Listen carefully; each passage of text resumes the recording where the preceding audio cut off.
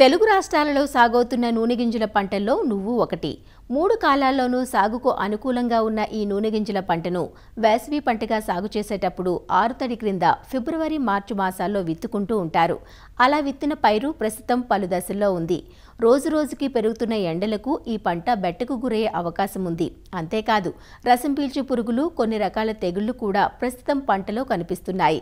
పంట సున్నిత దశల్లో బెట్టకు గురికాకుండా చూడటంతో పాటు ఎరువుల వేత, సస్యరక్షణ పట్ల శ్రద్ధ చూపాలంటూ వివరాలందిస్తున్నారు ఆచార్య ఎన్జీ రంగా వ్యవసాయ విశ్వవిద్యాలయం, శ్రీకాకుళం జిల్లా నైరా వ్యవసాయ కళాశాల విస్తరణ విభాగం అధ్యాపకులు డాక్టర్ డి చిన్నమనాయుడు.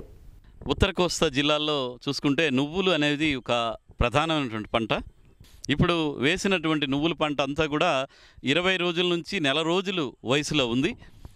మరి ఇలాంటి ఈ సమయంలో ఉన్నటువంటి నువ్వుల పంటలో దిగుబడి పెరగడానికి మరి ఈ పోషక యాజమాన్యం, భూమిలో సరైన తేమ ఉంటే కనుక ఎకరానికి 12 నుంచి 15 కిలోల యూరియా కనుక పైపాటుగా వేసుకుంటే సరిపోతుంది. దానివల్ల కూడా మనకి పంట ఏపుగా పెరిగి మంచి దిగుబడి రావడానికి ఆస్కారం ఉంటుంది. ఒకవేళ నీరు అందించలేని పరిస్థితులు ఉంటే కనుక నీటిలో కరిగేటువంటి ఎరువులు అంటే 319లు ఉంటాయి. దాన్ని 30 రోజుల నుంచి 35 రోజుల వయసు ఉన్నటువంటి పంట మీద అయితే 1 కేజీ 200 లీటర్ నీటికి కలిపి మనం పిచికారీ చేసుకోవచ్చు.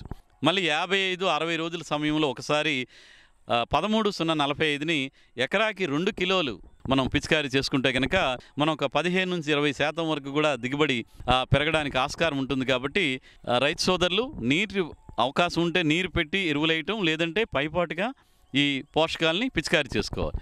అదేవిధంగా ఈ నీటి యాజమాన్యం, చాలామంది ఏంటంటే నువ్వు పంట కనుక నీరు కడితే పంట చనిపోతుందనే ఒక అపోహలో చాలామంది రైతులు నీరు పెట్టట్లేదు.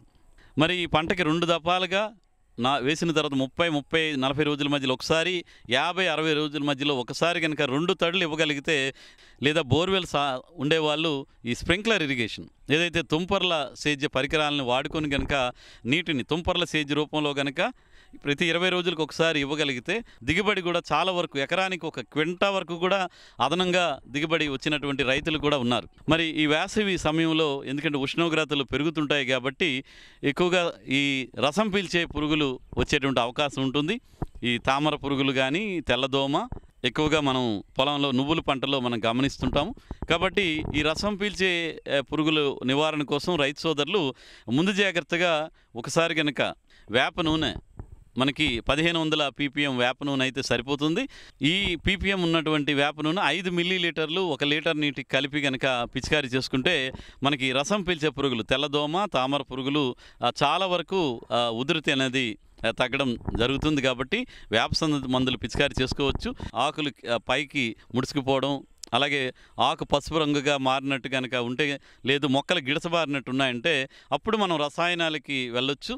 దానికోసం ఎసిఫేట్ అనేటువంటి మందు 1.5 గ్రాములు 1 లీటర్ నీటికి చొప్పున కలిపి పిచికారీ చేయడం కానీ, లేదా మోనోక్రోటోఫాస్ అయితే 1.6 మిల్లీలీటర్లు 1 లీటర్ నీటికి చొప్పున పిచికారీ చేయడం, లేదా ఇమిడాక్లోపిరిడ్ అనేటువంటి మందును 0.3 మిల్లీలీటర్లు 1 లీటర్ నీటికి కలిపి మనం పిచికారీ చేసుకుంటే చాలా వరకు ఈ రసం పీల్చే పురుగులు ఉధృతి చాలా వరకు తగ్గుతుంది.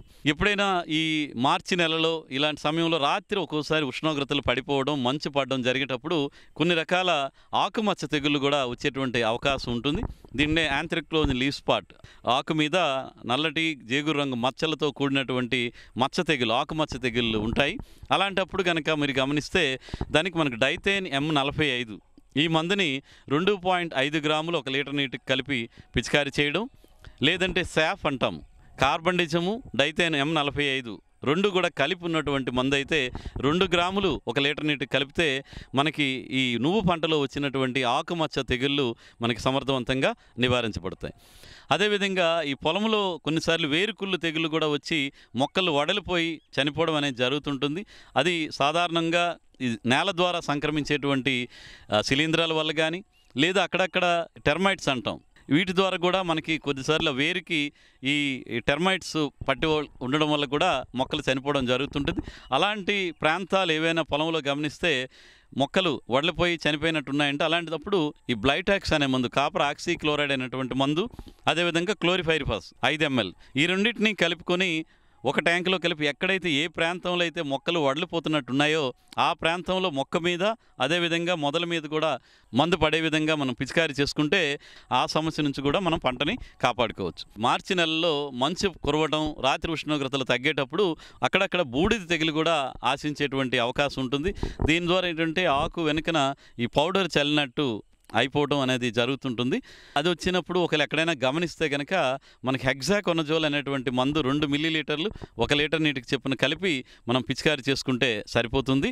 పోషక యాజమాన్యం, నీటి యాజమాన్యం, సస్యరక్షణ రైతులు కనుక చేపట్టగలిగితే తక్కువలో తక్కువగా 4.5 నుంచి 5 క్వింటాళ్ళు లేదా 6 క్వింటాల వరకు కూడా దిగుబడి తీసుకోవడానికి అవకాశం ఉంటుంది.